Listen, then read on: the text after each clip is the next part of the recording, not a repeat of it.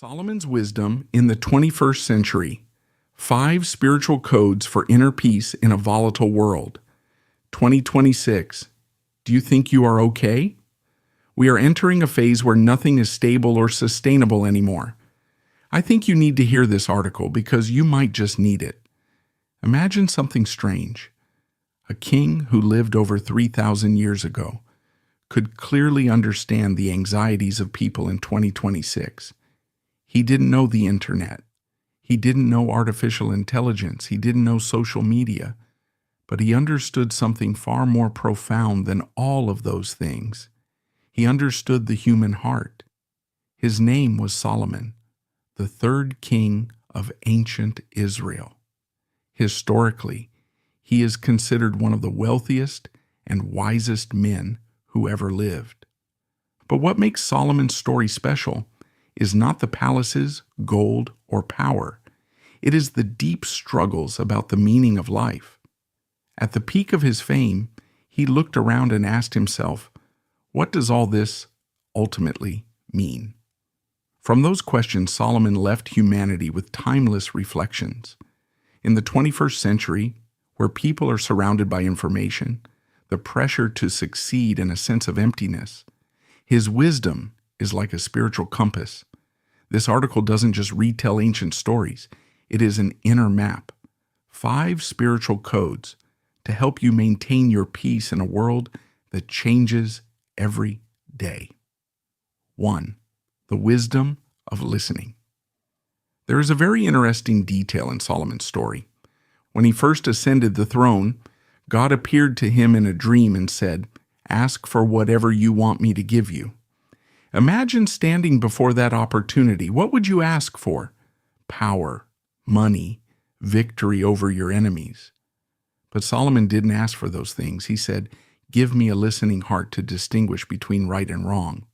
Not knowledge, not intelligence, but the ability to listen and discern. 3,000 years later, this lesson has become more important than ever. We are living in an era of information overload. Every day, news, videos, algorithms, arguments, fake news.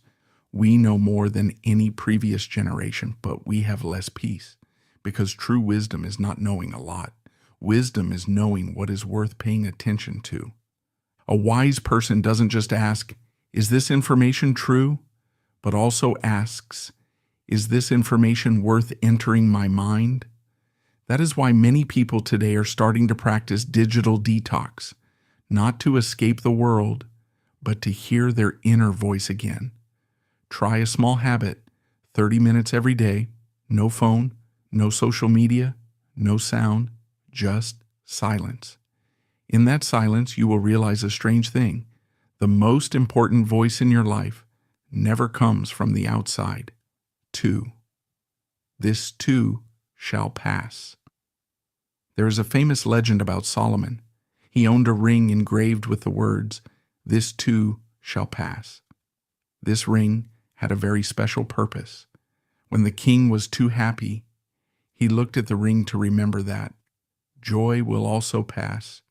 When he was too miserable, he looked at the ring again to remember that sorrow will also pass.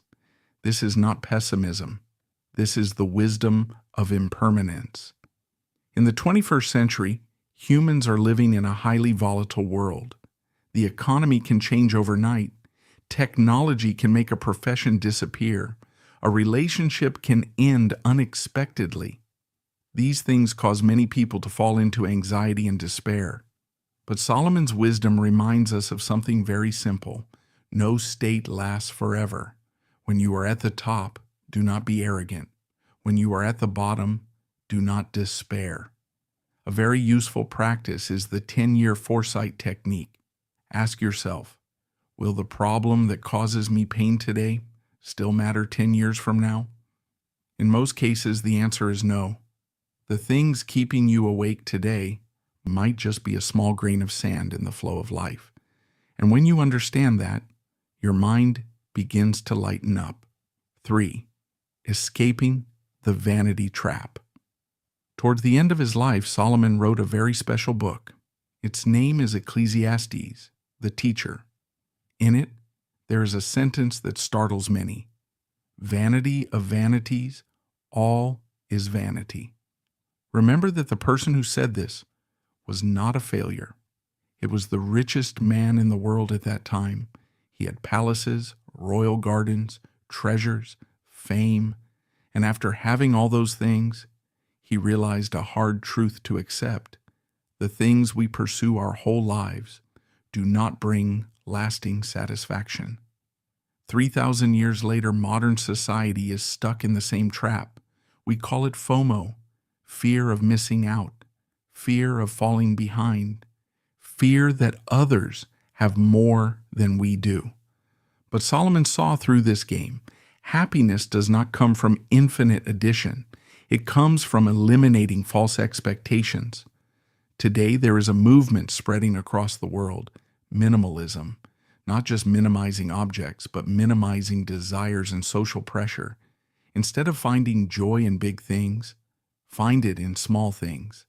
A morning cup of coffee, a quiet afternoon, a sincere conversation. Those small things are called micro-joys. And strangely enough, they often bring deeper joy than great achievements. 4. Words and digital energy. Solomon once wrote a very powerful sentence. Life and death are in the power of the tongue. In the past, this saying was mainly related to direct speech, but in the 21st century, the tongue has been expanded to the keyboard. A tweet, a comment, a message, just a few seconds, but can cause consequences that last for years. We are living in the era of cancel culture. A small mistake can cause a person to be attacked by the whole community. But Solomon reminds us of one thing. Words are not just sounds. They are energy. Every word you say is like a seed. If it is a seed of anger, it will create more anger. If it is a seed of encouragement, it will create more hope. So practice a very simple rule, the 3-second rule. Before hitting send or post, pause for 3 seconds and ask yourself, does this word bring light or just add darkness? Those 3 brief seconds can change not only the conversation but also the mood of the world around you. 5. The rhythm of the universe. One of the most beautiful passages Solomon ever wrote is, there is a time for everything, a time to be born and a time to die, a time to plant and a time to uproot, a time to weep and a time to laugh, a time to mourn and a time to dance. This is a poem about time. Solomon wanted to say that life is not a straight line, it is a cycle. But modern society teaches us the opposite. If you are not successful before 30, you feel like a failure. If you haven't bought a house, you feel like you're falling behind. If your career hasn't taken off, you feel like you're on the wrong path. This pressure causes millions to fall into burnout. But ancient wisdom says everyone has their own season. There is a season for sowing, a season for waiting, a season for harvesting. A seed cannot bloom the very next day. It needs time, darkness, and patience. The interesting thing is that in nature, winter is not a failure, it is preparation. Trees seem to die, but beneath the soil, their roots are growing stronger. Human life is the same. The periods of slowing down, failing, or being silent are often when inner strength is being built. So if you are in the winter of your life, don't panic. Maybe you are not falling behind. Maybe you are just in tune with your own season. 3,000 years have passed. Solomon's palaces have disappeared. His gold and silver are gone, but his wisdom remains fully valuable, because that wisdom does not lie in power or wealth. It lies in a profound understanding of the laws of life. That wisdom begins with listening. Peace comes from understanding that everything changes. True happiness comes from letting go of illusions. Words have the power to create light or darkness, and everyone's life has its own rhythm. You don't need to be a king, to live a wise life. You just need to carry these lessons like an invisible ring on your hand. And whenever storms come, look at that ring and remember, wisdom is not about controlling the world. It is about maintaining your peace amidst all the world's fluctuations.